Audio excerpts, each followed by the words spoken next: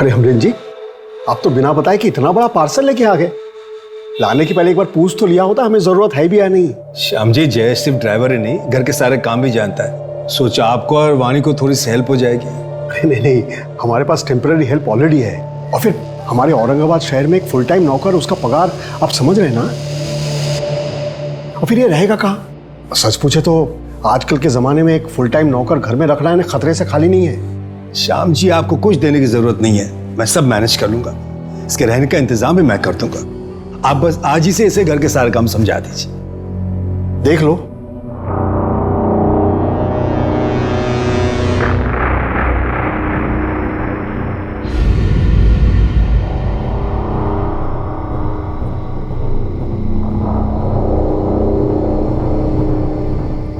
दो बज गए, अभी तक बहू घर नहीं आई। The number you have called is currently switched off. दोनों का फोन भी बंद आ रहा है। किसकी परमिशन से गई थी? मुझसे तो पूछा नहीं। तो मुझसे भी कहाँ पूछा उसने? कहाँ जा सकती है वो? क्या हुआ? नहीं लग रहा फोन। फिर से ट्राई कीजिए ना। हाँ कर रहा हूँ ना।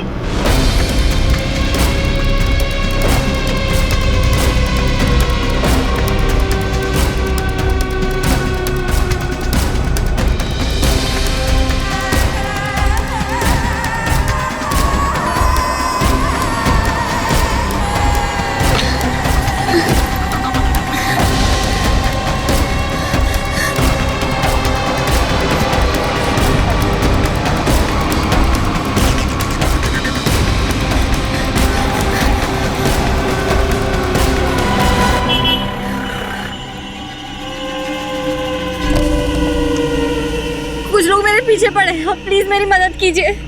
प्लीज मुझे पुलिस स्टेशन ले चलिए।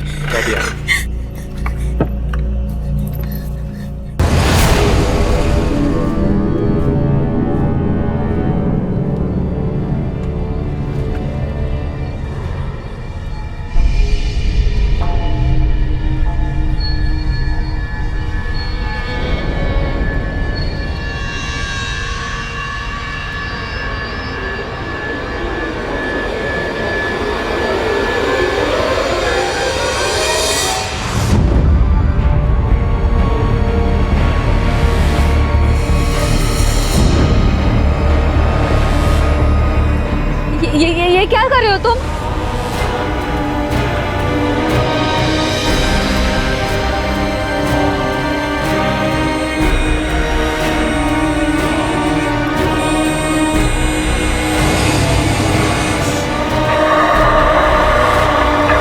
नमस्कार, आदाब। मैं अनूप सोनी क्राइम पेट्रोल सतर्क के ब्लैक हेडलाइंस अध्याय के आज के एपिसोड में आप सबका स्वागत करता हूं। आज हम एक ऐसा केस दिखाने जा रहे हैं जो 2020 का एक ऐसा चौंका देने वाला केस था जिसने ना सिर्फ पुलिस को बल्कि सरकार को भी हिलाकर रख दिया। हर इंसान अपने आप में एक दुनिया लेकर चलता है। उसके कुछ सपने होते हैं, कुछ मान्यताएं होती हैं, वो कुछ करना चाहता है। ऐसे में उसे समाज के बंधनों और रूढ़िवादी सोच के साथ बांध देना कितना सही है? क्या वाकई में लोग समाज के हिसाब से जीते हैं या फिर एक दोहरी जिंदगी लेकर घूमते हैं सिर्फ ये साबित करने के लिए कि वो सही में समाज की लक्ष्मण रेखा के भीतर हैं?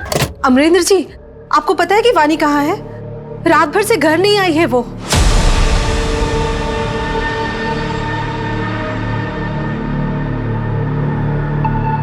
The number you have called is currently switched off.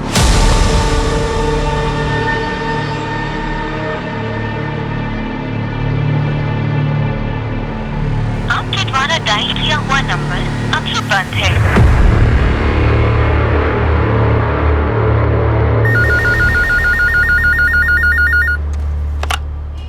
Hello,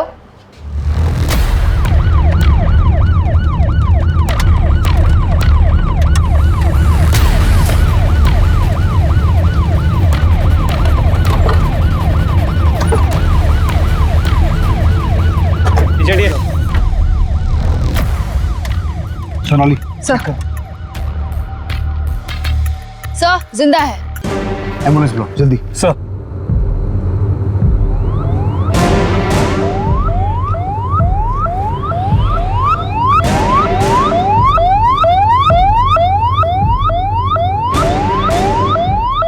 काफी ब्रूटल रेप केस लगता है। और ये लड़की है कौन?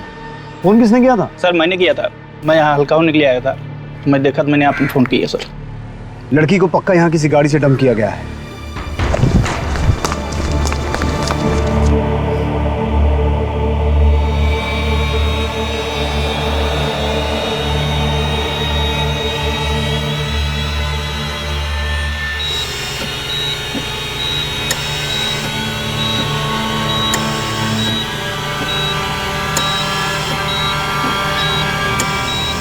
Sister injection.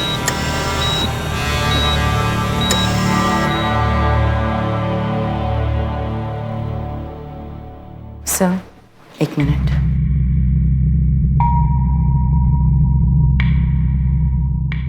देखिए, फैमिली के लिए ये सब सुन पाना मुश्किल होगा। हमें 4 लोगों के सीमेंस के ट्रेसेस मिले हैं और प्राइवेट पार्ट में कांच के टुकड़े भी मिले हैं, जिसकी वजह से काफ़ी ब्लीडिंग हुई है। सामूहिक बलात्कार का केस है। हाथ की हड्डी टूटी है और बैकबोन भी इंजर्ड है। हम अपनी पूरी कोशिश कर रहे हैं। गैंगरेप? किसने किया? कौन है वो लोग? बलात्कार? जी मैं समझ सकता हूँ कि आप लोग अभी कठिन समय से गुजर रहे हैं, लेकिन जिन जानवरों ने वाणी के साथ ये सब किया है उनका पकड़ा जाना बहुत ज़रूरी है। इसलिए वाणी कब और क्यों गई थी, कहाँ गई थी, जितनी जल्दी आप ये इन्फॉर्मेशन हमारे साथ शेयर कर सकते हैं उतनी जल्दी हम अपनी छानबीन शुरू कर सकते हैं। जी मैं करण चंदक, मैं एक इन्वेस्टमेंट कंसल्टेंट हूँ। हमारी एक फर्म है चंदक्स इन्वेस्टमेंट के नाम से।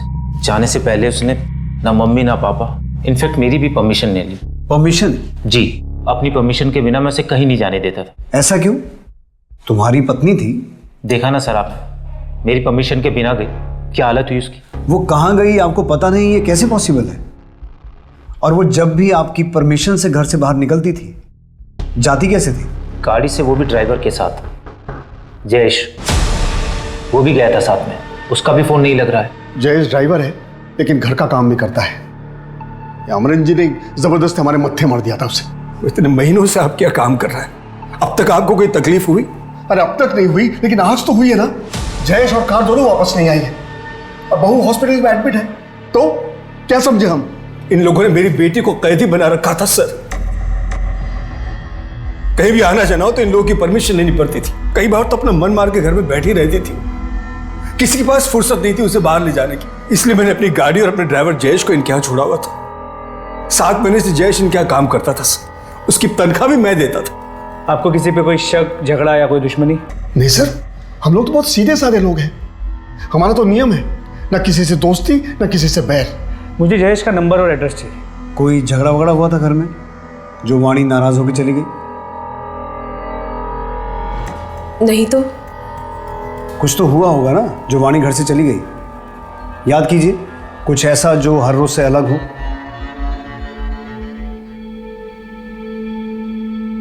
करण तुम फ्रेश हो जाओ, मैं खाना लगाती हूँ। जयेश ये अंदर रख दो और फिर बाहर आकर प्लेट लगाने में मदद करो। ठीक है। वाणी, रोटियां ठंडी हो गई हैं, गरम बना कर लाओ। नया साल शुरू हो गया, बुकिंग आने से पहले मैंने अपना जो होम स्टे वाला घर है उसका प्राइस बढ़ा दिया। मैं सोच रही थी कि टीवी पर दिखाते रहते हैं कि लोग रेट कंपेयर करके बुकिंग्स करते हैं और हमारे होम स्टे का रेट पहले से ही बढ़ा हुआ है। अब और बढ़ाना शायद सही नहीं होगा। कितनी बार बोला, मेरे बीच में मत बोला करो। घर का काम तो तुमसे ठीक से होता नहीं, बिजनेस में नाक अड़ाने के लिए आ गए। करण, क्या है वाणी? खाना भी ठीक से खाने नहीं दिया तुमने उसे। मैं करता हूँ। सर ऐसा कुछ भी नहीं हुआ जो रोजमर्रा से अलग हो। आपकी शादी को कितने साल हो गए? 1 साल से ज्यादा। अभी कुछ टाइम पहले हमें अपनी फर्स्ट एनिवर्सरी सेलिब्रेट की थी। सर ऐसे वक्त में भी दोनों परिवार में बिल्कुल तालमेल नहीं है। और सर आज के ज़माने में वाणी को बाहर जाने के लिए परमिशन की ज़रूरत पड़ती थी। लेकिन उस दिन ऐसा क्या हुआ जो वाणी ने परमिशन लेना जरूरी नहीं समझा? और इस मायके के भरोसे वाले ड्राइवर जयेश का कितना भरोसा किया जा सकता है? अभिषेक, जयेश की डिटेल्स निकालो और चंदक फैमिली के घर का सीसीटीवी चेक करो।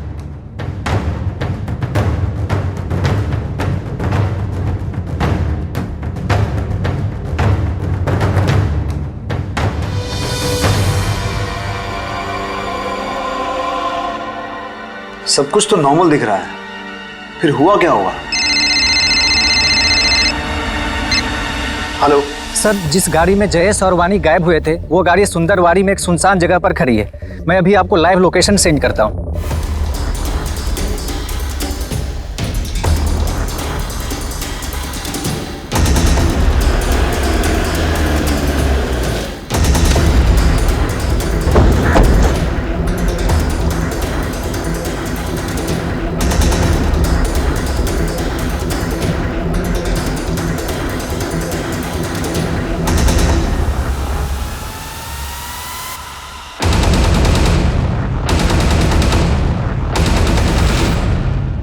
सर, गाड़ी पे कोई फोर्स्ड एंट्री के निशान नहीं है। अभिषेक, ये क्राइम सीन नहीं है। वानी जहां हमें मिली थी वो जगह यहाँ से 60 किलोमीटर दूर है। मुझे लगता है वानी को यहाँ से किडनैप करके किसी दूसरी गाड़ी में ले जाया गया होगा। सर, ये एक फोन मिला है, लास्ट डायल किसी क्लॉडिया का है। हो सकता है ये फोन वानी का हो।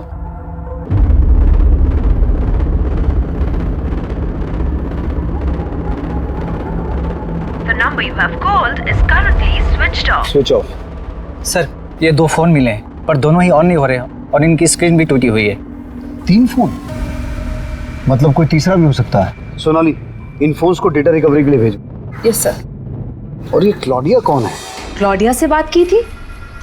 क्लॉडिया तो वो फॉरेनर लड़की है जो 4 दिन के लिए हमारे होम स्टे में रहने आई थी। अतिथि देवो भवा, ये परंपरा है हमारे यहाँ की, इसलिए I love India. Jayesh, madam का सामान लेकर ऊपर जाओ।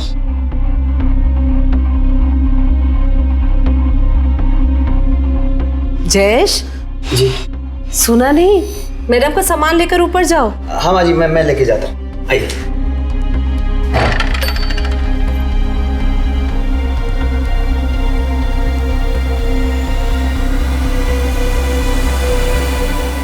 सच ए ब्यूटीफुल हाउस।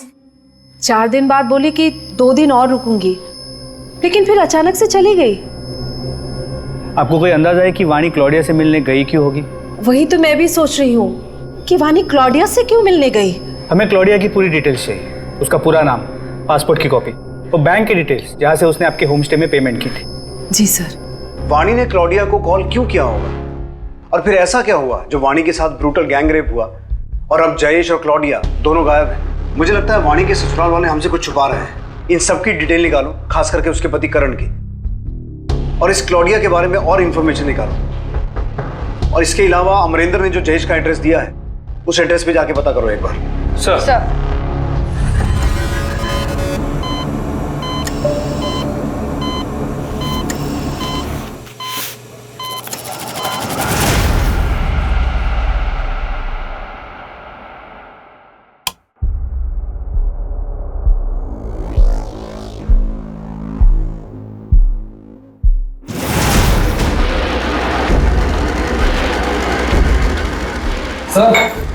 बोतल।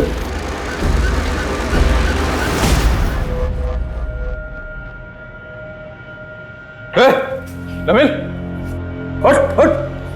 अरे कहाँ गए हो सब? किशोर, किशोर, उठ उठ उठ। क्या हुआ तुम लोगों को? कहाँ गए हो सब?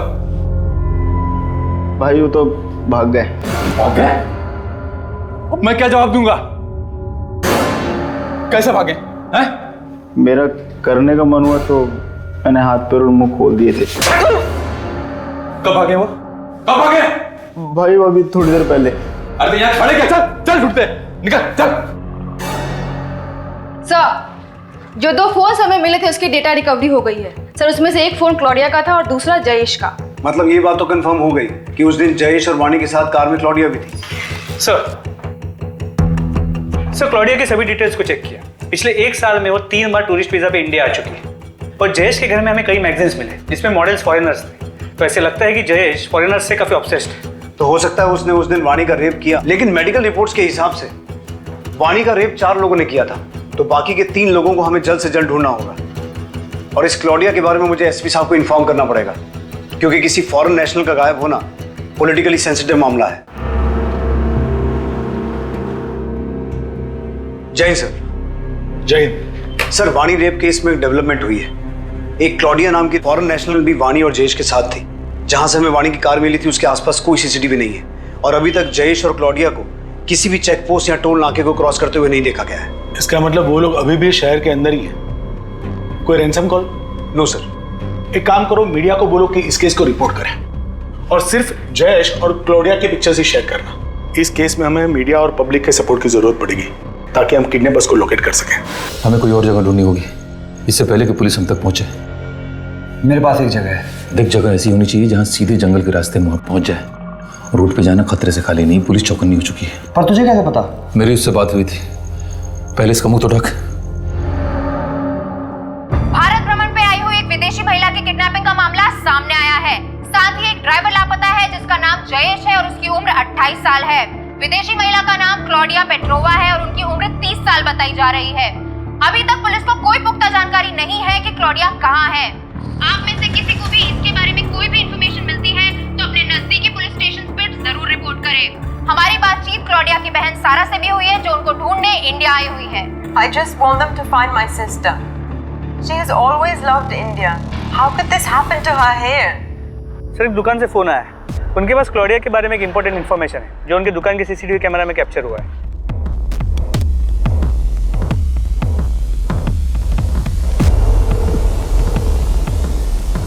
सर, ये थे वो दो लड़के। फिर आगे क्या हुआ? ऐसे क्या देख रही है? पूरा पैसा दूंगा ना, वो भी डॉलर में। ओ मैडम, कैसे लगा रही हो तुम? दिखाओ कैसे लगाया। हाथ कैसे लगाया? सोनाली, इन दोनों की फोटो को जूम करो और कॉपीज निकाल के आसपास के सभी पुलिस स्टेशन में सर्कुलेट करो। अक्सर ऐसा देखा गया है कि जो विदेशी हमारे देश में घूमने आते हैं वो कुछ लोगों के लिए सॉफ्ट टारगेट बन जाते हैं, चाहे उनके साथ बदतमीजी हो या फिर पैसों की धोखाधड़ी।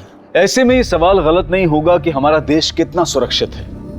अतिथि देवो भव, ये सिर्फ कुछ शब्द हैं या हम वाकई अपने अतिथि को देवता के समान मानते हैं?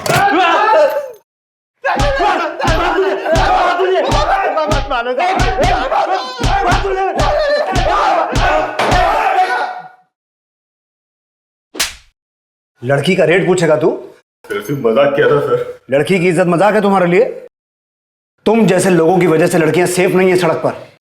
विदेशी महिलाएं 10 बार सोचती हैं इंडिया आने से पहले। अब सब कुछ साफ साफ बताओगे या हम अपने तरीके से पूछें? आई शपथ सर, सिर्फ धमकी दिया था सर। तो हम मानते हैं हमने उन्हें सबक सिखाने का प्लान बनाया था। आगे जाके मंदिर वाली रोड पर उनका वेट भी कर रहे थे। हम लोगों ने वहाँ उनका 1 घंटे इंतजार किया पर वो लोग नहीं आए। फिर हम एक पार्टी में जाना था तो हम वहाँ चले गए।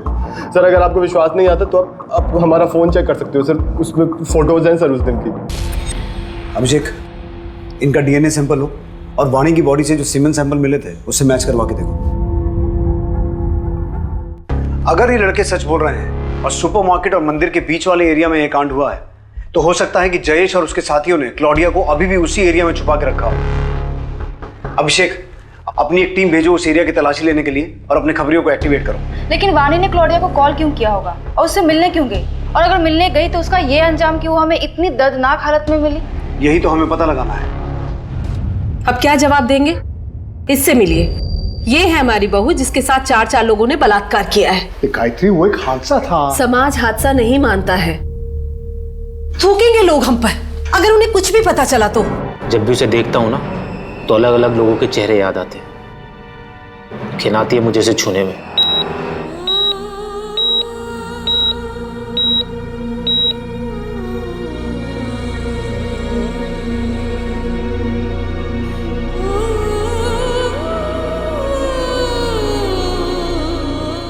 Thank you so much. मैं फोन करता हूं आपको। ओके बेटा, तेरे लिए एक बहुत अच्छी खबर है। ये देख, औरंगाबाद का परिवार है, बिजनेस है। तो मैं सोच रहा था कि तेरी माँ के जाने के बाद मैं अकेले तेरी शादी की जिम्मेदारी कैसे उठाऊंगा, लेकिन देख, भगवान ने मुझसे चप्पलें नहीं घिसवाई, सामने से रिश्ता आया है। लेकिन मेरी पढ़ाई? बेटा, पढ़ाई तो होती रहेगी, तो शादी की बात भी कर सकती है तू। जरूरी बात अभी ये है कि लड़का तुझे पसंद है या नहीं।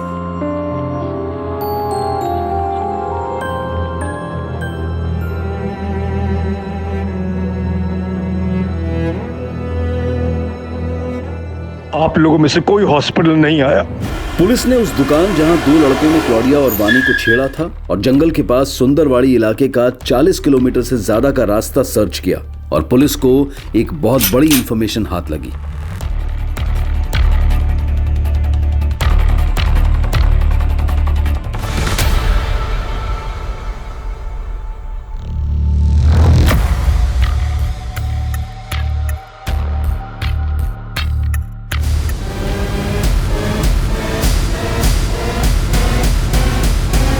जो भी मुजरिम है उसे जल्दी पकड़ा जाएगा और क्लाउडिया को भी हम जल्दी ढूंढ लेंगे। हमारी सबसे अच्छी टीम इस केस पर दिन रात लगी हुई है। और सर, आपको इस केस को सुलझाने में इतना टाइम क्यों लग रहा है? No comments please. Sir please. I won't leave this station till they find my sister.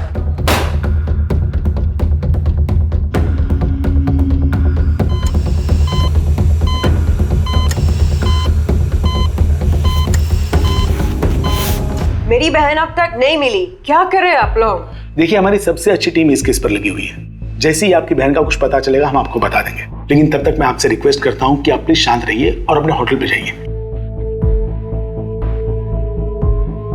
जय सर। क्या खबर है देशमुख? मुझे मिनिस्ट्री को जवाब देना है। सर, हमारे प्राइमरी सस्पेक्ट जयेश की गोली मार के हत्या कर दी गई। एविडेंस के हिसाब से वानी का रेप वहीं हुआ है। शायद क्लॉडिया को भी वहीं रखा गया होगा, लेकिन सर अभी तक ये क्लियर नहीं हुआ है कि जयेश उस गैंग का मेंबर था या फिर वो खुद एक विक्टिम था। वाणी की मेडिकल रिपोर्ट में 4 रेपिस्ट का जिक्र है ना? जी सर, जयेश की डीएनए रिपोर्ट से क्लियर हो जाएगा कि वो रेप में शामिल था या नहीं। हम मान लेते हैं कि जयेश उनमें से ही एक था, फिर भी 3 लोग अभी भी ऐसे हैं जो अभी बाहर हैं और वो बहुत खतरनाक है और उनके पास हथियार भी है और बेहद चालाक भी है, क्योंकि उन्होंने किडनैपिंग पॉइंट से वाणी को 60 किलोमीटर दूर फेंका। लेकिन सर, अगर वो वाणी को इतनी दूर तक लेके गए तो किसी कार, टेम्पो या किसी व्हीकल का इस्तेमाल तो हुआ होगा। ये एक सीधी सड़क है, कोई डाइवर्जन नहीं है। वहां पे कोई ना कोई सीसीटीवी कैमरा होगा। उस दिन की सीसीटीवी फुटेज निकलवाओ, उस पूरे एरिया की अच्छे से छानबीन करो। जितनी पुलिस फोर्स चाहिए ले जाओ, हमारे पास वक्त बहुत कम है। क्लाउडिया के ऊपर खतरा बढ़ते जा रहा है। अभिषेक, ये केस तो और उलझता जा रहा है। पॉसिबल है कि ये किडनैपिंग वाणी की वजह से की गई हो, क्योंकि उसके ससुराल और मायके वाले दोनों के पास बहुत पैसा है। लेकिन क्लाउडिया की वजह से ये एक रैंडम किडनैपिंग भी हो सकती है। हो सकता है किसी ने इसे प्लान किया हो, क्योंकि अभी तक रैंसम का कोई कॉल नहीं आया। तो पॉसिबल है कि क्लॉडिया को ह्यूमन ट्रैफिकिंग के लिए किडनैप किया गया हो। सर, पॉसिबल तो है। तो एक काम करो अभिषेक, अपनी सर्च टीम के साथ उस जंगल के आसपास के एरिया को एक बार फिर से सर्च करो।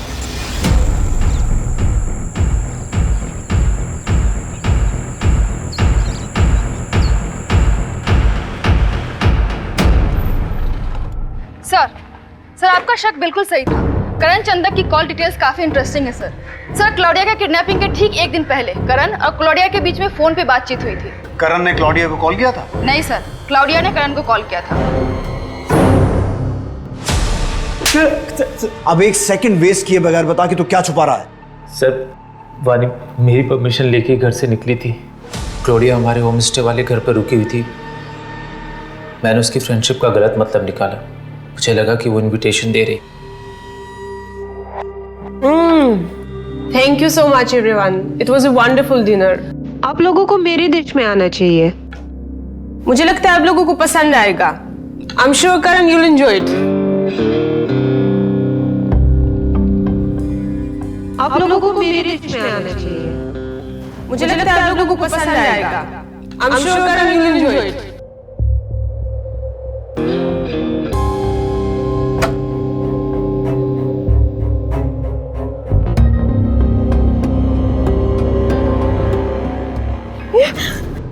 क्लॉडिया, निकलो यहाँ से। लिसन टू मी, सुनो। अरे उस रात वो घर से निकल गई और फिर उसने मुझे कॉल कर केस करने की धमकी दी। मैं तुम्हारे ऊपर केस करूंगी और ऐसे रिव्यूज दूंगी कि तुम्हारे होम स्टे को कभी कोई दोबारा बुक नहीं करेगा।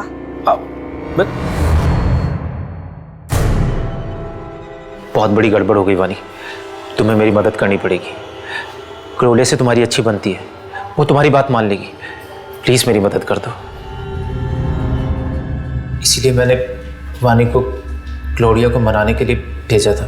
तो तूने अपनी पत्नी वानी को क्लॉडिया से मिलने के लिए भेजा और ये खेल रचा ताकि तू क्लॉडिया को गायब कर दे और वो तेरे खिलाफ कंप्लेंट नहीं कर सके। लेकिन तेरी खुद की पत्नी वानी, उसे गायब क्यों किया?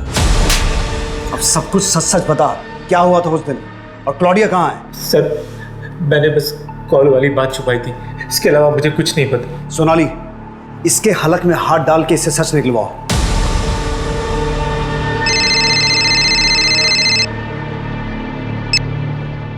हेलो, सुन, 2 दिन के अंदर 50 लाख रुपए का इंतजाम कर लेना, वरना तेरी सफेद मुर्गी के गर्दन काट दूंगा मैं। अरे कौन बोल रहे हो तुम? अब मुझे क्यों कॉल कर रहे हो? मैं क्यों दूं पैसे?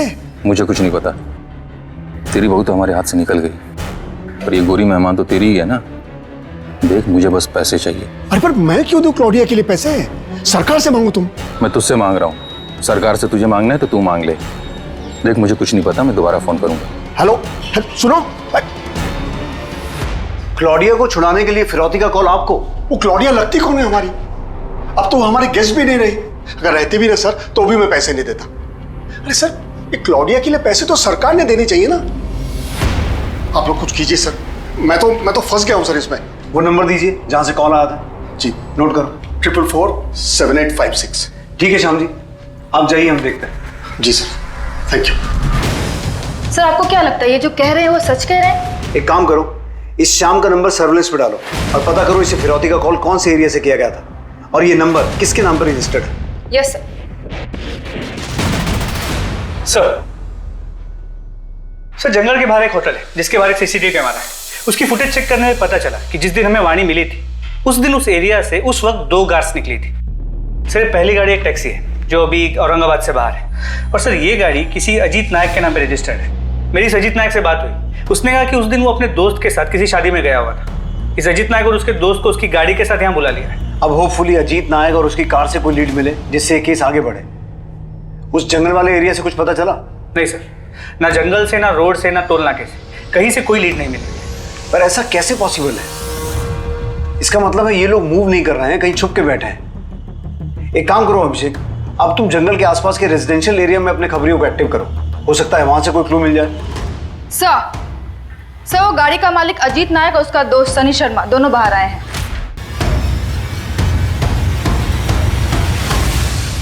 क्या हुआ सर, हमें क्यों बुलाया? इस लड़की को देखा कहीं सड़क किनारे या किसी को इसके साथ कुछ गलत करते हुए? नहीं सर। ये खरोंच कैसे आई? सर वो घर में पालतू बिल्ली है ना। शर्ट निकाल। शर्ट क्यों सर? बताऊंगा क्यों, शर्ट निकाल।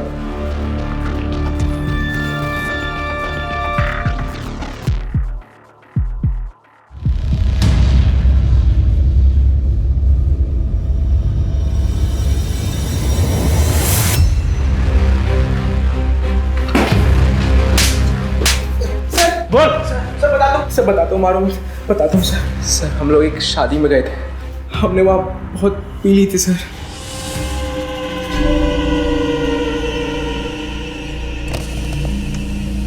उस लड़की को देखकर हमारी नीयत खराब हो गई थी सर। हमने उसे गाड़ी में बिठाया और फिर हमने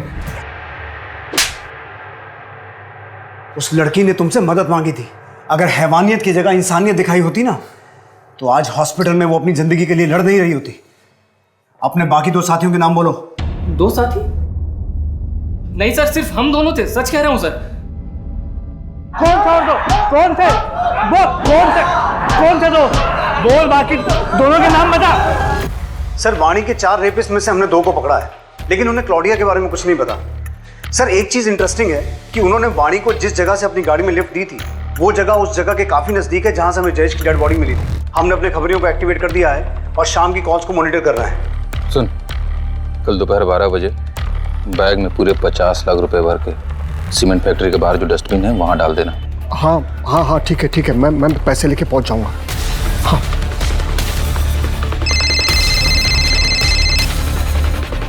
हेलो सर, अभी मुझे फिर से फिरौती के लिए कॉल आया था और मैंने बिल्कुल वैसे ही किया जैसा आपने कहा था।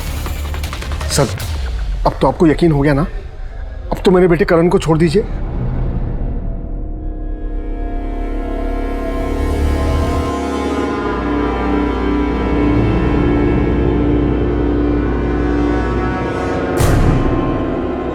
वाणी बेटा, क्या हो रहा है तुम्हें? वाणी बेटा, क्या हो रहा है? क्या बेटा? करण,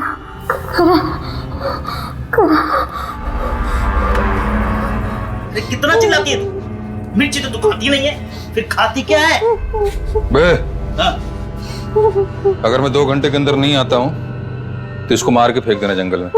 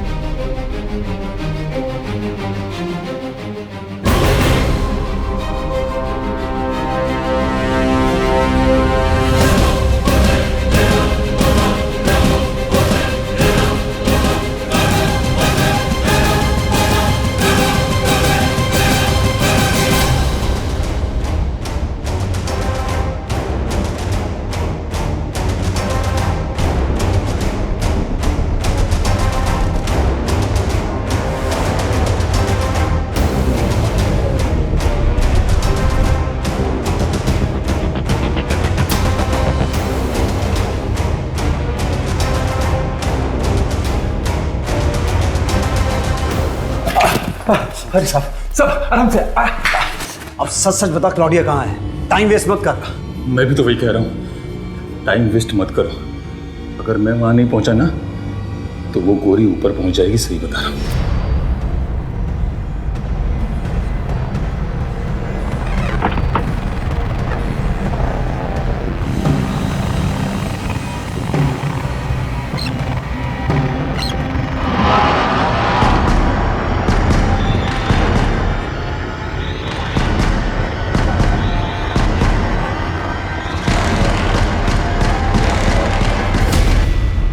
इतना टाइम हो गया रमेश को, देखने फोन लगा कि कहाँ रह गया वो।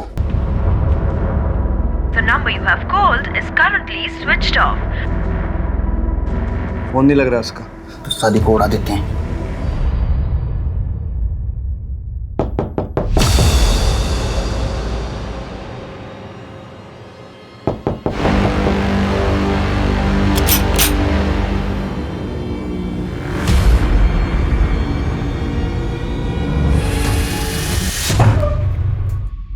क्लॉडिया, मैं तुम्हारी तकलीफ समझ सकता हूं, लेकिन उस दिन हुआ क्या था?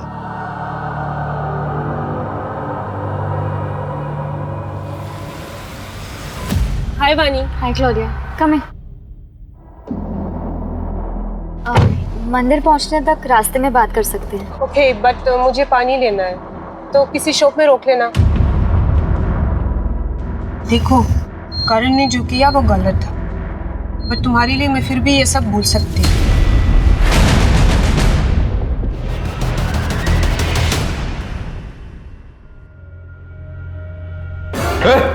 नमिल, उठ उठ उठ उठ उठ। क्या हुआ तुम लोगों को? भाई वो तो भाग गए। अरे यहाँ खड़े क्या? चल चल, ढूंढते निकल चल। मुझे नहीं पता कि वानी किस तरफ भाग रही थी। मैं और जयेश हम बस भागे रहे थे। रमेश, अब तेरा खेल खत्म। बता, तेरा मास्टरमाइंड कौन है?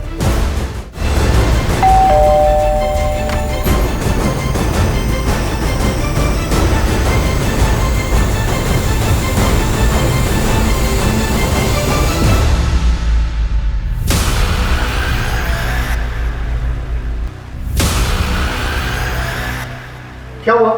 कहाँ ले जा रहे मुझे? सर, मैंने कुछ नहीं किया, मेरे बेटे ने भी कुछ नहीं किया। आंखों के सामने रहते ही खूब अच्छे से धूल झोंकी। पिछले साल बहुत बड़ा इन्वेस्टमेंट किया था ना, जिसमें तुम्हारा सारा बिजनेस डूब गया। इसीलिए तुमने ये प्लान रचा।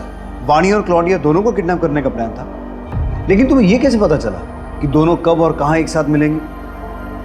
सर, वो मैंने वाणी और करण को बात करते हुए सुन लिया था। बहुत बड़ी गड़बड़ हो गई वानी, तुम्हें मेरी मदद करनी पड़ेगी। क्लोडिया से तुम्हारी अच्छी बनती है, वो तुम्हारी बात ज़रूर मान लेगी। प्लीज़ मेरी मदद कर दो। सर मैं बहुत दिनों से मौके की तलाश में था। रमेश को हायर करके तैयार भी कर लिया था, और जब उस दिन मैंने करण और वाणी को बात करते हुए सुना तो मुझे लगा यही सही वक्त होगा। क्लॉडिया और वाणी एक साथ होंगे, तो इसलिए ये पता ही नहीं चलेगा कि किडनैपिंग किसकी वजह से हुई है। लेकिन उसके पहले ही वाणी का रेप हो गया और वो वहां से भाग गई और सब कुछ गड़बड़ हो गया। लेकिन वो रमेश, वो मेरा पीछा ही नहीं छोड़ रहा था। क्या हाल किया वाणी का? रेप क्यों किया उसका? अरे हो गई हमारे बंदों से गलती, अभी क्या गोली मार दूं उनको? देख, तुझे तो पता है मेरे पास पैसे नहीं है। वो क्लॉडिया के लिए अमरेंद्र पैसे क्यों देगा? अगर मुझे पैसे नहीं मिले तो मैं जाके पुलिस स्टेशन में सीधे बोल दूंगा कि सारा प्लान तेरा था। वो मुझे फंसा ना दे, इसलिए मैं भी ड्रामा करता रहा ताकि वो मुझे ब्लैकमेल ना कर पाए।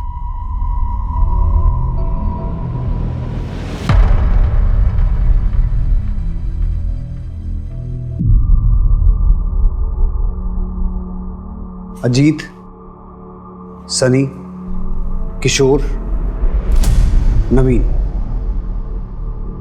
ये चारों अब सलाखों के पीछे हैं। 4 नहीं सर, 5।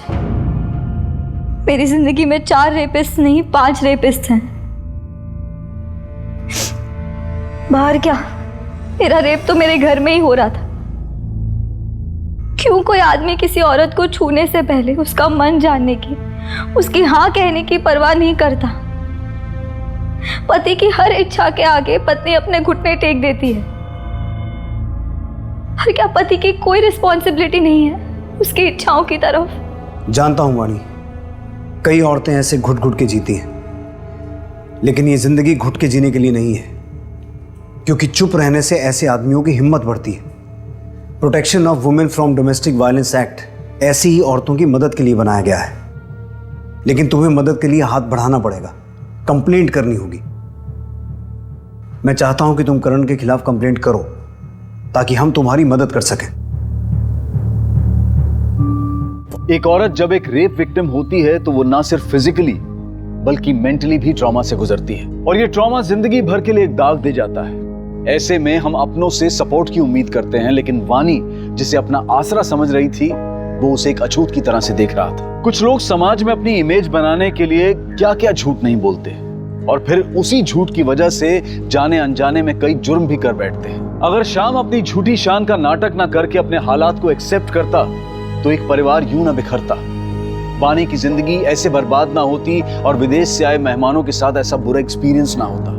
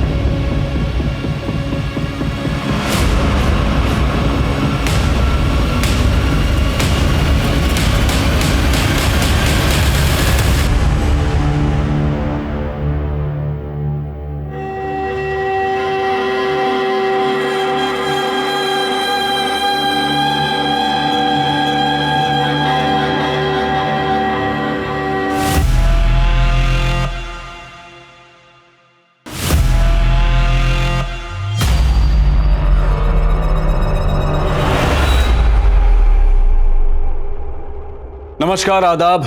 मैं अनूप सोनी क्राइम पेट्रोल सतर्क के ब्लैक हेडलाइंस अध्याय के आज के एपिसोड में आप सबका स्वागत करता हूं। Corona virus. हाल फिलहाल में पूरी दुनिया भर में इस वायरस के कारण तकरीबन 3000 से भी ज्यादा लोगों की जान गई है। हमारे देश में भी लोग इस वायरस से बचने के लिए तरह तरह की सतर्कता बरत रहे हैं, लेकिन कोरोना से भी ज्यादा घातक एक वायरस है जिसके कारण हमारे देश में हर साल लाखों लोग अपनी जान गंवाते हैं। आज का एक केस उसी वायरस की चपेट में आई एक मासूम, एक निर्दोष जिंदगी का है।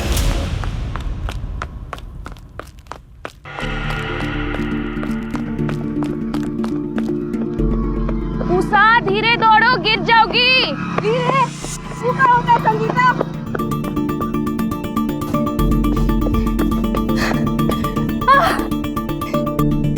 जीत गए। ऐसे जीत गए हम। ये लो तुम्हारा नाम। कहा संगीता?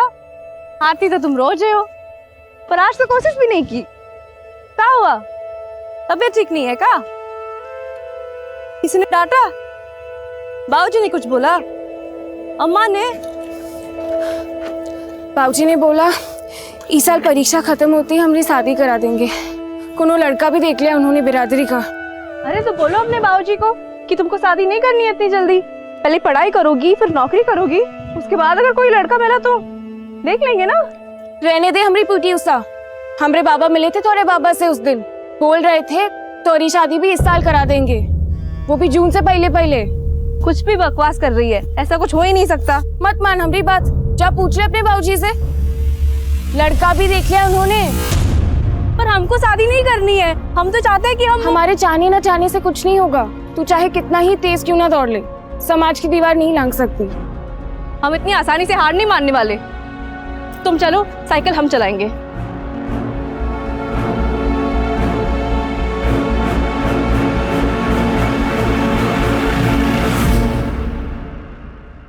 क्या हाल है बंसी? राम राम मालिक। चाय पियोगे? नहीं नहीं मालिक। गोपाल, क्या सुन रहे जी? तुम लोग जानवर का लाश उठाने से मना कर दियो। हड्डियां बूढ़ी हो चुकी है मालिक, वो अपना बोझ तो उठता नहीं है, तो जानवरों का कहाँ से उठाएंगे? और हमारे बच्चे तो ये सब काम करने से साफ मना कर चुके हैं मालिक। बच्चे कुछ ज्यादा समझदार हो गए तुम्हारे। बोझा नहीं उठा सकते, झाड़ू तो उठाओगे, नालियां साफ करोगे ना? हाँ हाँ मालिक। मालिक 30 रुपए में पूरा नहीं पड़ता है। बगल वाले गांव में नाली साफ करने का 50 रुपए मिलता है। अच्छा, 50 रुपया चाहिए तुम लोग। अभी सर पे खड़ा मत रहो, जाओ पंच लोग से बात करके बताएंगे। मुंह में जुबान आ गया इन लोग को, कुछ करना पड़ेगा। क्या कहते नेताजी, 50 रुपया देंगे? बोले हैं कि देखेंगे, अब कि नहीं दिए ना तो काम छोड़ देंगे। 50 रुपया नहीं देंगे ना तो फिर हम सब मिलकर काम छोड़ देंगे। चलो मनोहर भैया हम चलते हैं, रात में चौधरी के खेत की रखवाली करने जाना है। कहाँ बंसी भैया, दिन में खेत मजूरी, रात में रखवाली, थकते नहीं है तुम? 3 बेटियां हैं भैया, दिन रात काम नहीं करेंगे तो कैसे पालेंगे पोसेंगे, कैसे शादी ब्याह करेंगे? चलो अच्छा हम चलते हैं। हाँ भैया हाँ।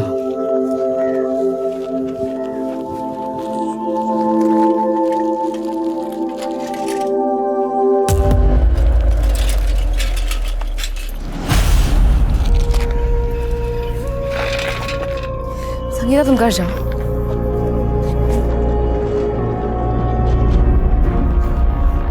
हम शादी नहीं करेंगे, हम बता देते आपको। हमको पहले पढ़ाई करनी है फिर नौकरी करनी है, हमने पहले ही मना कर दिया था ना आपको शादी के लिए। लेकिन हम मना नहीं कर पाए, अच्छा रिश्ता सामने से आया था, कैसे मना करते? तो अच्छा खासा दहेज भी मांगे होंगे, कहाँ से देंगे इतने दहेज? हाँ वो हम देख लेंगे, तुम्हारी 2 बहनें और हैं, तुम्हारी शादी हो जाएगी ना तो हमारा बोझ बोझ कम हो जाएगा ना हमारे जाने से। बाबूजी आप फिक्र मत कीजिए, अब से ना ज्यादा बोझ नहीं बनेंगे हम आप पे।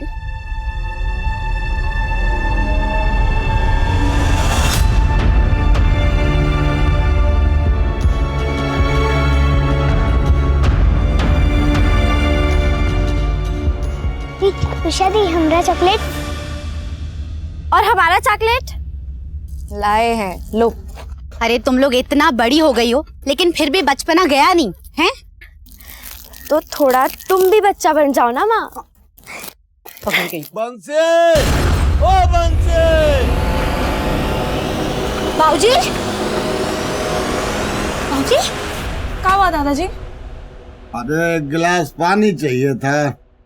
बेकार में डरा दिए हमको तो लगा कहीं आप अगर पानी चाहिए था तो पानी पानी चलाना चाहिए ना, आपके बेटे का नाम काहे चला रहे? मेरी मर्जी, वैसे कोई बताएगा एक गिलास पानी के लिए पूरी मंडली क्यों जमा हो गई यहाँ? अब कोई पानी भी देगा या नहीं? ला रहे हैं।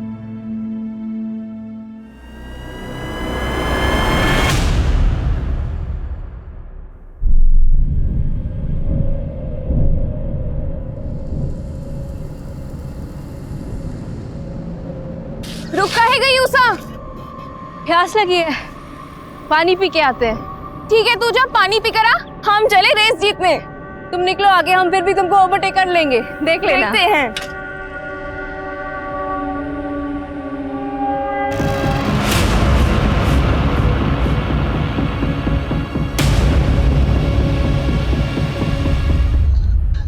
संगीता बेटा, हमको लगा कि उषा तुम्हारे साथ है। गलती हो गई चाचा, हमको लगा उषा को शायद कोई काम आ गया होगा, इसलिए वो रेस छोड़कर निकल गई। अच्छा। हमने तो सोचा ही नहीं कि वो ऐसे घर लौटेगी ही नहीं। अरे का हुआ वंशी, इतनी रात को कहाँ जा रहे हो? कुछ खो गया का? ओ भैया, हमारी उषा बिटिया ना कहीं। वो हमारी उषा बिटिया की पायल खो गई है, तो वही हम लोग ढूंढ रहे थे। अब इतनी रात में तो मिलेगी नहीं, सुबेरे ही ढूंढना पड़ेगा ना। चलो मीरा, चलो। आप झूठ काहे के लिए बोले? तो क्या कहते हैं? हमारी लड़की गायब हो गई है, मिल नहीं रही है। अरे कितनी बदनामी होती, लोग काका बातें बनाते, समझ रही हो तुम? लेकिन चाचा, आप उषा को ढूंढेंगे कैसे? कार्यक्रम का शुरुआत तो हम करेंगे।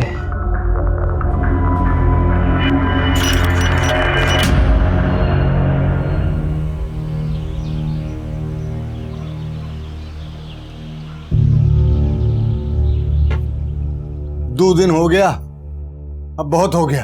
अब हमको पुलिस को बताना होगा उषा के बारे में। लेकिन बाबूजी, जरा सोचिए कितनी बदनामी होगी इन बच्चियों के लिए। तो बंसी, नालियों का कचरा साफ कर करके तेरे दिमाग में भी कचरा भर गया है। तेरी खोखली इज्जत बिटिया की जान से बढ़कर है। तो बैठ, हम जा रहे हैं गांव वालों के साथ थाने। बैठा रही है तू।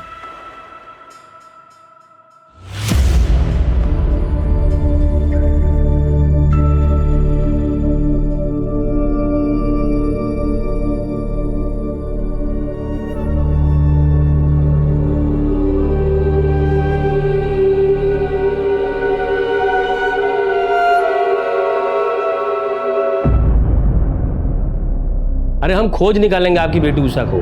हम यहाँ क्यों हैं? जनता की सेवा के लिए है ना। साहब, आप ही का आसरा है।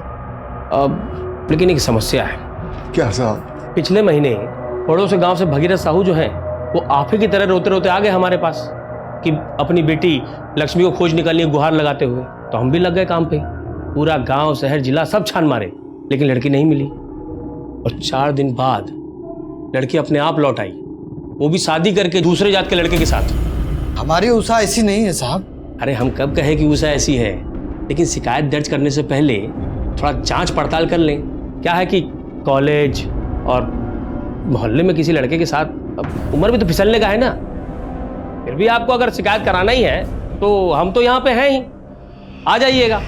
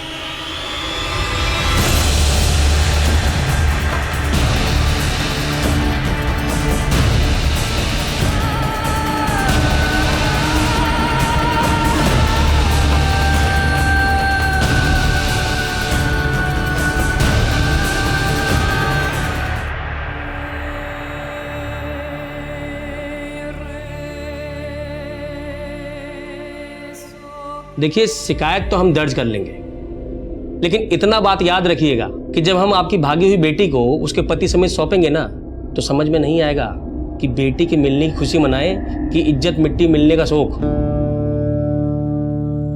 सोच लीजिए, आपस में विचार विमर्श कर लीजिए। अगर फिर भी लगता है कि रिपोर्ट लिखाना ही है तो आ जाइएगा यहां पर, हम यहीं हैं जनता की सेवा के लिए।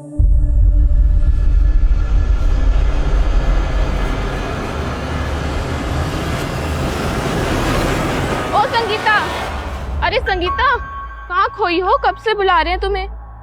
कुछ नहीं, दिमाग में ऐसे ही कुछ चल रहा था। अच्छा, उषा का कुछ पता चला? नहीं। तुमका क्या लगता है उषा कहाँ हो सकती है? हमको कैसे मालूम होगा? हमसे काहे ऐसे सवाल कर रही है? अरे हम तो बस पूछ रहे हैं। उषा इतनी अच्छी दोस्त है तुम्हारी, उस दिन तुम ही थी उसके साथ। हमको तो लगता है पुलिस ये सब सवाल करेगी। पुलिस? क्या कह रही है तू? हाँ, हम उसके साथ थे, इसका ये मतलब तो नहीं कि हमें सब पता होगा। तू भी ना कुछ हो बात करती है, हमें तुमसे बात ही नहीं करनी। हटो।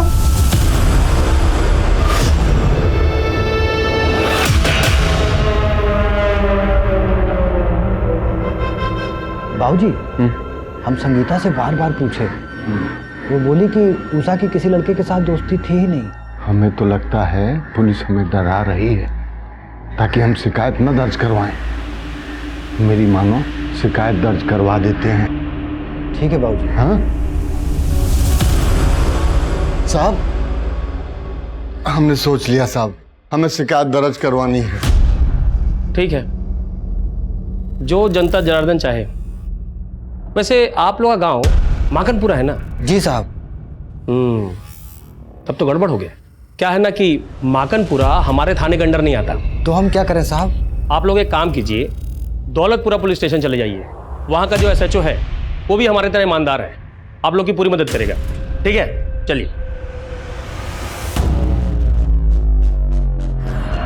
बाबूजी, हम मनोहर के साथ दौलतपुरा पुलिस स्टेशन जा रहे हैं, रपट लिखा के ही आएंगे। बंश भैया, अभी अभी नंदू खबर किए कि मंदिर के पास वाले पेड़ पे ना एक लड़की की लाश लटकी पड़ी है। चलो चलो।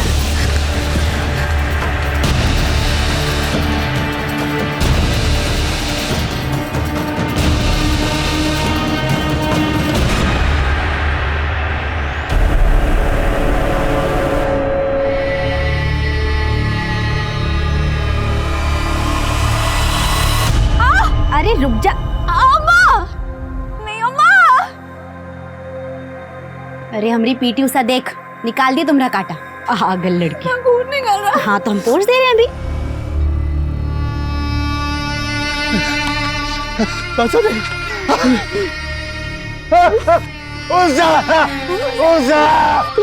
हमें पुलिस के आने तो रुकना पड़ेगा चाचा जी। हमें कह रहा है वो आ रहा हूँ। गणेश, यस, उतरवा ला उसको और सौंप दे परिवार वालों को अंतिम संस्कार के लिए। ये सब आप ही की वजह से हुआ है। चुप कर, गलती इनकी लड़की का है और तू हम पे इल्जाम लगा रहा है। ओ चाचा, चलो दस्तखत करो इस पे और ले जाओ लाश को अंतिम संस्कार के लिए। केस खत्म हुआ। इतनी जल्दी कहाँ इंस्पेक्टर? आप तो जनता के सेवक हैं, पहले लाश का पोस्टमार्टम तो करवाइए। तू कौन है? एडवोकेट अभय। अच्छा, तो तू है अभय।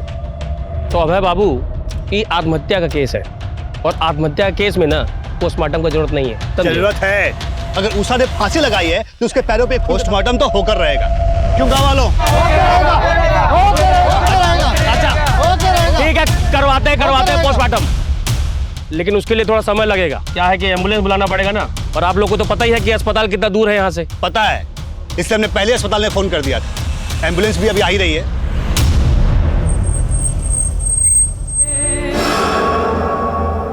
गणेश, यस, तू भी जा साथ में। ठीक।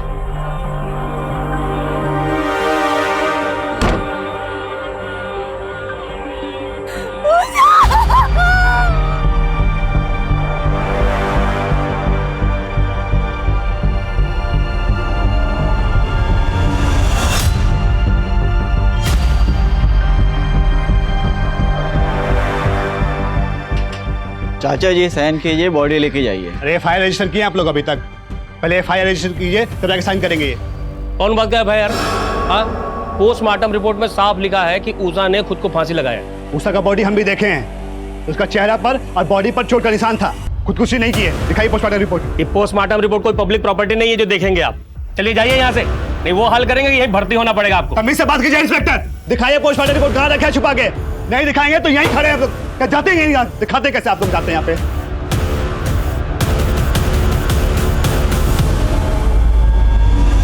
लखन जी, आप लोग जिद छोड़ दीजिए, बॉडी गल रही है। ठीक यही होगा कि आप लोग जल्द से जल्द उषा का अंतिम संस्कार कर दे। डॉक्टर साहब, हम लोगों में कुंवारी लड़की को जलाया नहीं जाता।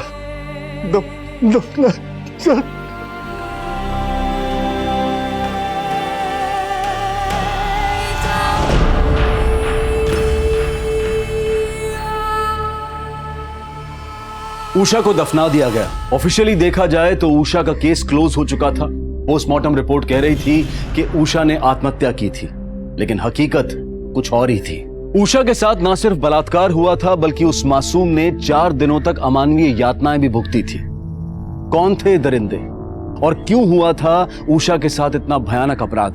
इन सारे सवालों के जवाब मिलने अभी बाकी थे, लेकिन सच की एक फितरत होती है कि उसे कितना ही क्यों ना दबा दिया जाए, पर आखिरकार वो सतह पर आ ही जाता है। एडवोकेट अभय का वीडियो वायरल होने लगा था। सोशल मीडिया पर जस्टिस फॉर उषा के नाम से एक मुहिम शुरू होने लगी थी और इस मुहिम में बॉलीवुड के सेलिब्रिटीज भी जुड़ने लगे थे। अखबार, टीवी और सोशल मीडिया से इस कदर दबाव बढ़ा कि पुलिस को उषा के केस को फिर से रीओपन करना पड़ा। देखिए, हम ये केस क्राइम ब्रांच को ट्रांसफर कर रहे हैं और साथ ही इंस्पेक्टर दरबारी को इस केस की तहकीकात खत्म होने तक सस्पेंड किया जाता है। सर, किस ऑफिसर को ये केस अलॉट हुआ है? ऑफिसर आदिल खान को। ये वीडियो एविडेंस रिकॉर्ड से वायरल कैसे हुआ? सर, लोकल पुलिस थाने से लीक किया होगा किसी बेवकूफ ने, शायद पैसों के लालच में। उषा एक अच्छी स्टूडेंट थी, एथलीट भी अच्छी थी। 5 दिन बाद उसकी लाश मिली पेट पर लटके हुए। सबसे पहले हमें उषा का पोस्टमार्टम दोबारा करवाना होगा। सर, कम से कम ये तो अच्छा हुआ कि उषा की बॉडी को जलाया नहीं गया, लेकिन बॉडी का पोस्टमार्टम करने के लिए उसे फिर से बाहर निकालना होगा। पर इसके लिए हमें परिवार की मंजूरी लेनी होगी। बात करते हैं उसके घर वालों से। काफी मेडल जीते थे उषा ने। अब इन सब बातों का कोनो फायदा नहीं है साहब, हमें हमारे हाल पे छोड़ दीजिए।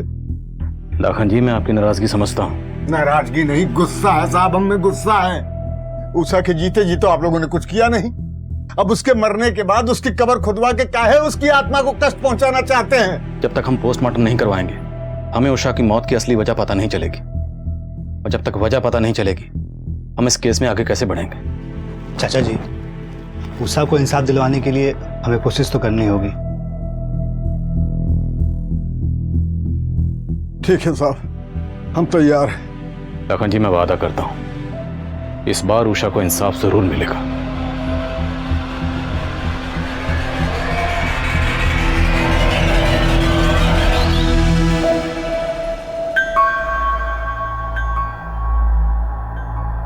जी कहिए।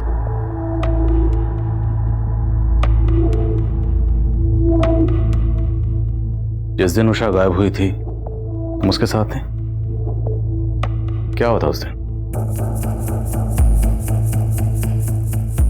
डरो नहीं, बोलो। उस दिन उषा और हम रेस लगा रहे थे। उषा पानी पीने के लिए रुक गई और हम आगे चले गए। बहुत देर तक जब वो नहीं आई तो हम वापस चले गए। वो वहाँ नहीं थी।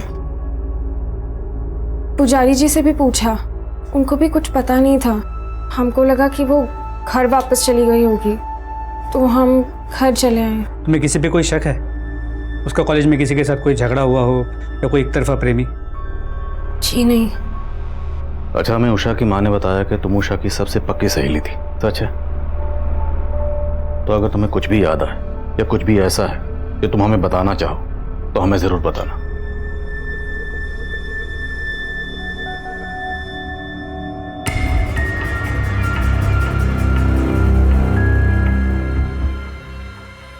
बाबा, हम अभी आते हैं। सच सच बताओ, उषा के साथ ये जो कुछ भी हुआ उसमें तुम भी? हम कैसे मान ले तुम्हारी बात? ठीक है, लेकिन कल अगर हमें पता चला कि इस सब में तुम भी शामिल थे ना, तो हम खुद जाके पुलिस को तुम्हारे बारे में बताएंगे।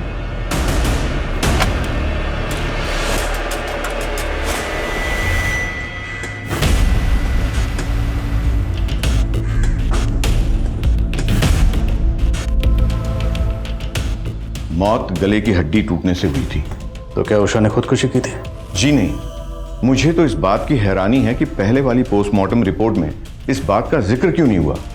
लड़की का प्राइवेट पार्ट्स बुरी तरह से डैमेज्ड है। उन लोगों ने इसको बुरी तरह से नोचा है, यहीं उनकी हैवानियत नहीं रुकी। प्राइवेट पार्ट्स में कांच के टुकड़े मिले और उसकी छाती पर रॉड से वार किया गया। मतलब ये खुदकुशी नहीं थी? वो लड़की तो चलने की हालत में भी नहीं होगी।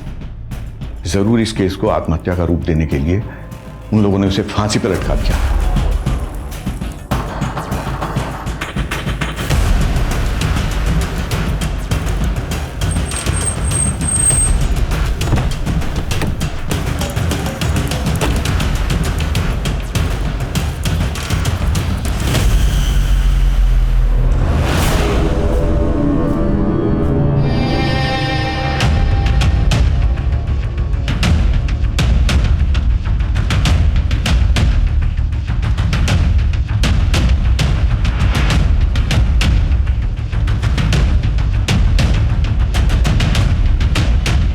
लाश को इतनी ऊंचाई पर ले जाकर टांगा गया।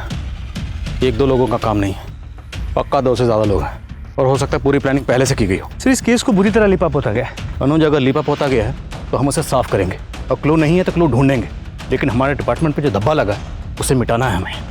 फिर इस मंदिर का पुजारी उषा की बॉडी मिलने के बाद से गायब है। और ये तो मुझे अब बता रहे। आई एम सॉरी सर, लेकिन उस पुजारी के पीछे हमने खबरियों को लगा दिया है। ढूंढो उस पुजारी को, हो सकता है उसने उन लोगों को देखा हो। ये पुजारी मुझे जल्द से जल्द हिरासत में चाहिए। जी सर।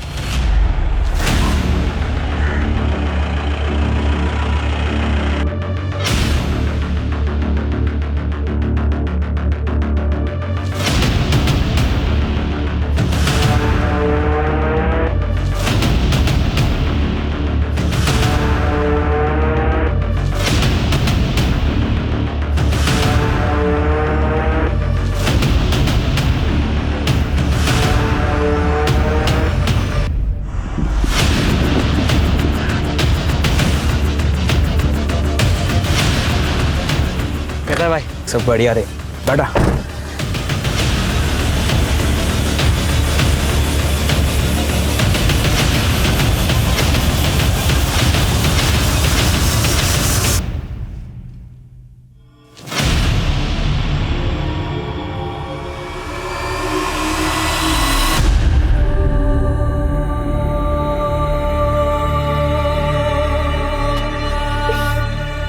कहा दादाजी, काहे इस प्याज के पीछे पड़े हो? अरे हम कहाँ पीछे पड़े हैं, ये प्याज हमारे पीछे पड़ा है। रुला दिया कम बखत ने। क्या बनाना है आपको, हमको बताइए, हम बता सकते हैं। छोड़ो छोड़ो ये सब, छोड़ो, अरे छोड़ो। हमें अपने लिए नहीं, तुम्हारी माँ को अचानक नानी के पास जाना पड़ा और यहाँ बच्चियाँ भूखी हैं। अरे तो बुला लिए होते ना हमको, हम तो वैसे भी संगीता के घर पे टीवी देख रहे थे। अरे आप बैठिए, पूजा कीजिए, ये पेट पूजा का जिम्मा ना हम पे छोड़ दीजिए, ठीक है? जाओ।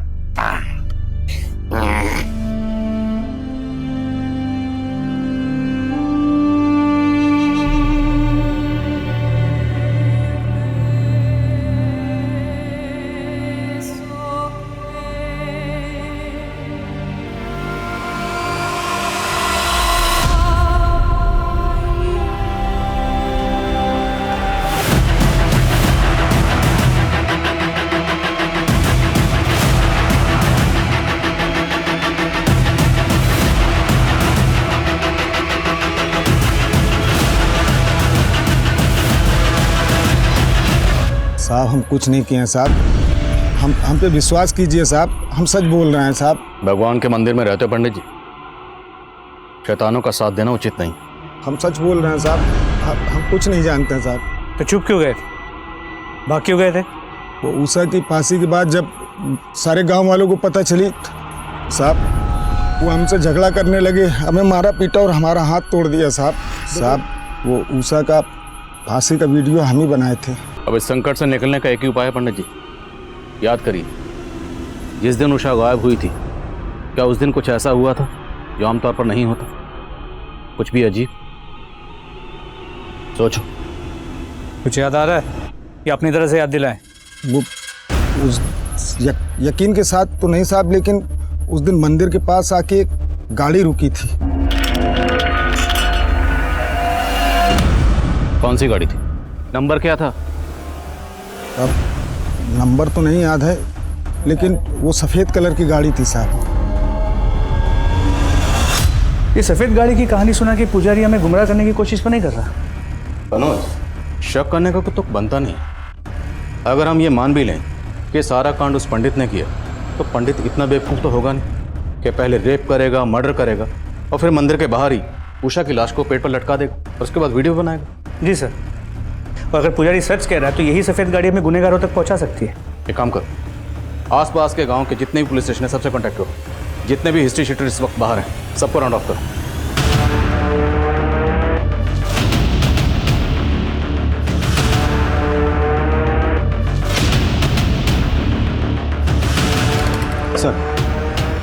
सर संगीता के पीछे जो खबरी लगाए थे उन्होंने इन्फॉर्मेशन दी है। संगीता फोन पे किसी को धमकी दे रही थी और उषा के मर्डर के बारे में बात कर रही थी। संगीता से दोबारा मिलना पड़ेगा। उषा ने शायद किसी अपने से ही धोखा खाया।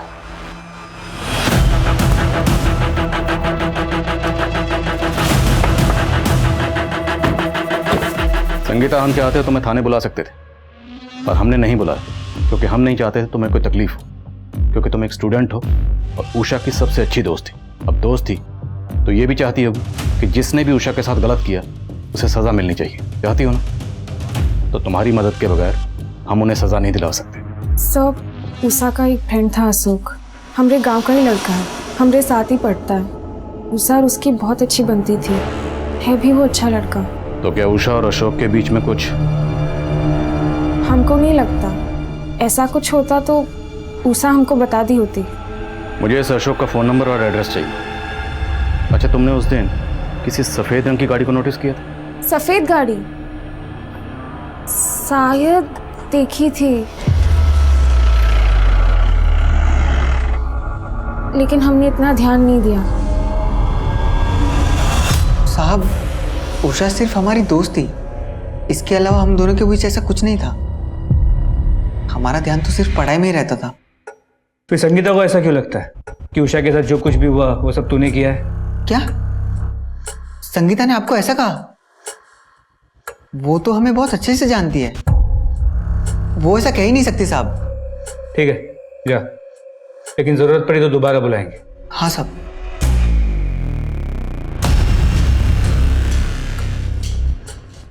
देखने से सीधा लगता है, लेकिन फिर भी नजर रखना।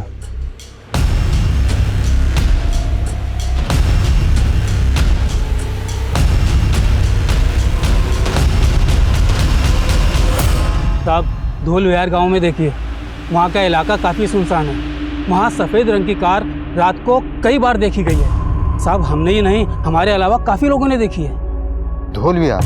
हाँ। कहाँ पे है जगह?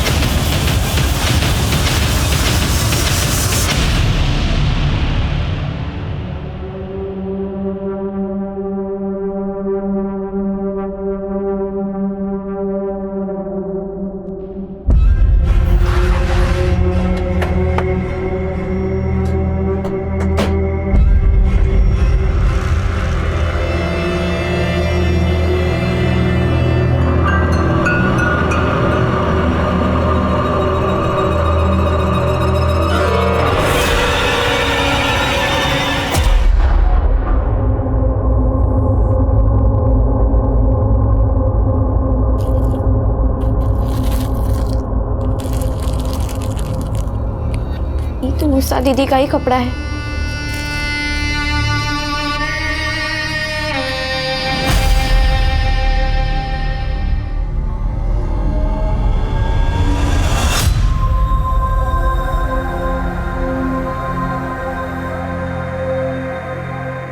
आओ बेटा, आओ दिखा। उषा, तुम कहती थी ना कि चप्पल पहन के दौड़ना बहुत मुश्किल होता है। देखो, हम तुम्हारे लिए कार लेके आए। ये कहाँ से मिला आपको बाबूजी? अरे छोड़ ना, तू पहन। इसको पहन के ऐसा लगेगा जैसे कि हम उड़ने वाले हैं। इसीलिए तो तुम्हारा नाम उषा रखे हैं, पीटी उषा के नाम पे। जब तुम मैदान में दौड़ोगी ना तो सब लोग चिल्लाएंगे, उषा उषा उषा उषा उषा उषा उषा। ये हमारी उषा का ही जूता है। सर, एक लोकल पॉलिटिशियन है, त्रिलोक राजपूत। ये बंसी और उसके बिरादरी के लोगों से चिढ़ा हुआ था क्योंकि ये लोग दिहाड़ी बढ़ाने की मांग कर रहे थे। बुलाओ इसे थाने। सर। तुम यहाँ क्या कर रहे हो? तुम्हारा सस्पेंशन तो अभी खत्म नहीं हुआ। खान साहब, हम गलत नहीं हैं। हम माकनपुर के हवा पानी मिजाज से अच्छी तरह वाकिफ हैं। ये गांव वालों को तो ऐसे ही चलता रहता है। अब आप सोच लीजिए कि अगर केस सॉल्व नहीं कर पाए ना तो बहुत जगह सही होगा। तो मेरी फिक्र छोड़ो, अपनी फिक्र करो। एक बार सबूत मिल गया ना तो सबकी हवा पानी टाइट कर दूंगा। सदियों पुराना बात कर रहे हैं आप इंस्पेक्टर। वो मामला कब का हवा हो चुका है। हम खुद पंचों से मिलके बंसी और उसके साथियों का मजदूरी कब का बढ़वा दिए। फिर भी बात चुभी तो होगी आपको। कल तक जो लोग आपके सामने नजरें झुकाकर चलते थे अब सीना तान कर चल रहे हैं। बुरा तो लगता होगा।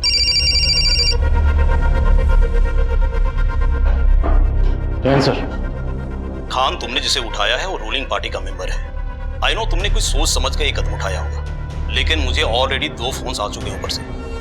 देखो, अगर तुम्हारे पास कोई ठोस सबूत है तो छोड़ो मत उसे, वरना फिलहाल के लिए उसे जाने दो और उस पर नजर बनाए रखो। सही वक्त पर उसे धर लेना। ठीक है सर, अब से जो भी गिरफ्तारी होगी सबूतों के साथ ही होगी। जय हिंद। जाए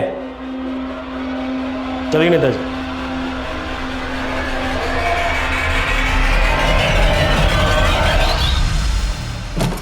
हमें अपनी तहकीकात का तरीका बदलना होगा।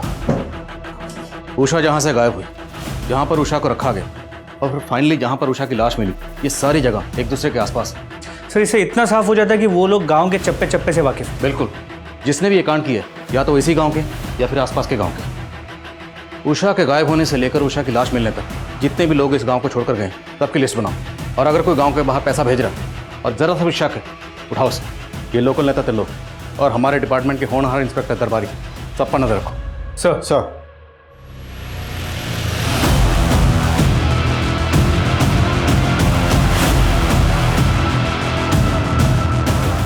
सर, ये उन 15 लोगों की लिस्ट है जो लोग गांव से बाहर गए। इन सब के बारे में पता किया, 13 लोगों से बात भी हुई, क्रॉस वेरीफाई भी की। सब अपनी बताई हुई जगह पर ही थे। सर, लेकिन इनमें से 2 नंबर क्रॉस चेक नहीं हो पाए। ये दोनों कॉलेज स्टूडेंट हैं, सुजीत सिन्हा और दर्पण सिन्हा। हमने इनके कॉलेज में इंक्वायरी की तो पता चला कि 15 दिन से वो कॉलेज नहीं आ रहे। इन दोनों के कॉल डिटेल्स निकलो। जी सर, इन दोनों के कॉल डिटेल्स में एक कॉमन नंबर है, किसी कमल चौहान का है। जिस दिन उषा गायब हुई थी, सुजीत, दर्पण और कमल तीनों की मोबाइल की लोकेशन मंदिर के पास की है। सर, उसके बाद लगातार 5 दिनों तक इन तीनों की लोकेशन उसी जगह की थी जहाँ पे उषा को रखा गया था और टॉर्चर किया गया था। ये लोग जहाँ भी हैं ढूंढ निकालो इन्हें। उषा के कातिल यही। सर, तीनों के फ़ोन स्विच ऑफ है, इसलिए करंट लोकेशन का पता नहीं चल पा रहा। लेकिन 3 दिन पहले सुजीत का फ़ोन कुछ टाइम के लिए स्विच ऑन हुआ और उसकी लोकेशन थी पुणे का विट्ठल नगर। पुणे? क्यों खान साहब, पुणे जा रहे? आ गए तुम, मालूम था। दर्शन देने जरूर आओगे। समझाने आए सर। आप तो एक केस के लिए आए हैं, खत्म होते ही चले जाएंगे। रहना हम ही को यहाँ पर है। काहे संतुलन बिगाड़ रहे हैं सर? कैसा चल रहा है, चलने दीजिए। तुम्हें कुछ कार मैकेनिक का या कोई और काम आता है, सीख लो, काम आएगा, क्योंकि तुम्हारी नौकरी अब जाने वाली।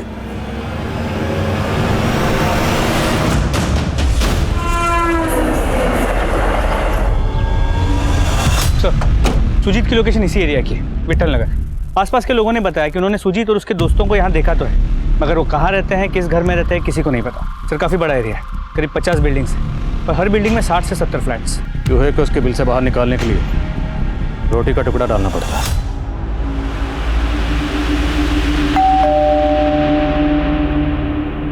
हाय मैम, हम आर्थर पिज़्ज़ा से। हमने आपके एरिया में एक नया आउटलेट खोला है और हम यहाँ सर्वे के लिए आए। कुछ सवालों का जवाब दीजिए और ये पिज़्ज़ा आपका फ्री, साथ में कोल्ड ड्रिंक का वाउचर भी। तो मैम, आपके घर में कितने लोग रहते हैं? मैं रहती हूँ, मेरे हस्बैंड है और मेरी डॉटर। और कोई गेस्ट वगैरह हैं? नहीं, कोई गेस्ट तो नहीं है। Thank you ma'am. ये आपका पिज़्ज़ा और ये आपका कोल्ड ड्रिंक का voucher. Thanks ma'am. Sir, room number 409 negative.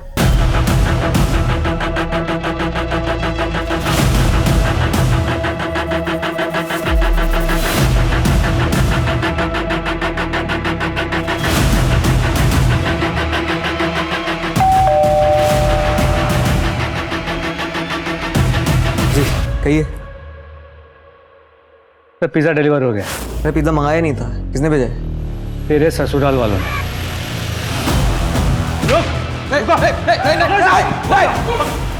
नीचे बंदूक, नीचे बंदूक, नीचे बंदूक, नीचे। देख, तू मरेगा, तेरे साथ दोनों दोस्त भी मरेंगे। कमल, गोली मत चला। कमल, बंदूक रख दे नीचे, गोली मत चलाइए। ला दे, इसे हम सराहने के नीचे लेकर सोते हैं। चल। उषा को इतनी बेरहमी से टॉर्चर क्यों किया? क्या दुश्मनी थी तुम तीनों की उषा से? 3 नहीं सर, 4 लोग थे। चौथा कौन? अशोक।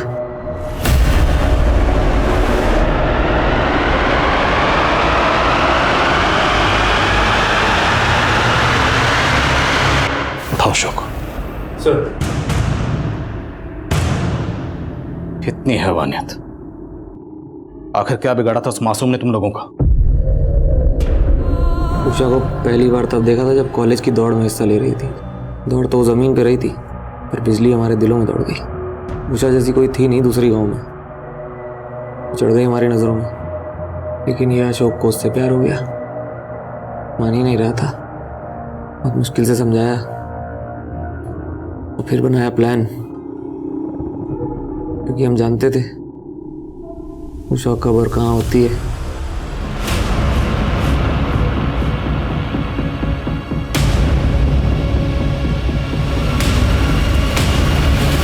सर, मजा किया उसके साथ। मजा करना तो अलग बात है, लेकिन वो थी तो दूसरे जात की। उसको उसकी औकात भी दिखानी थी। पढ़े लिखे, हवा में दौड़े, उनकी औकात सिर्फ गटर में जाने की बनी है, इसलिए मार दिया उसे।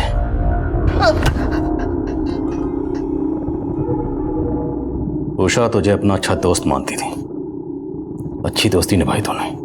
साहब गलती हो गई साहब। जिंदगी भर जेल में सड़ोगे, वादा है मेरा। अगर हमें एक समाज, एक देश के रूप में वाकई विकसित होना है, तो यह बेहद जरूरी है कि समाज के हर तबके को बराबर के मौके मिले, बराबर की सहूलतें मिले, तभी पूरे देश का विकास मुमकिन है। फिलहाल सभी अपराधी न्यायिक हिरासत में हैं। उन पर आईपीसी की धारा 363 के तहत अपहरण के लिए, धारा 376D के तहत गैंगरेप के लिए, धारा 302 के तहत हत्या के लिए और SC/ST एट्रोसिटीज एक्ट के तहत मुकदमा चल रहा है। अब मैं अनूप सोनी आपसे विदा लेता हूं। फिर मुलाकात होगी क्राइम पेट्रोल सतर्क के ब्लैक हेडलाइंस अध्याय में एक और नए केस के साथ। और याद रखें, क्राइम और आपके बीच में सिर्फ इतना फर्क है कि आप कितने सतर्क हैं। सतर्क रहें, सुरक्षित रहें। जय हिंद। क्राइम पेट्रोल्स के और भी दिलचस्प कहानी देखने के लिए हमारे चैनल को सब्सक्राइब करें और बेल आइकॉन दबाना न भूलें।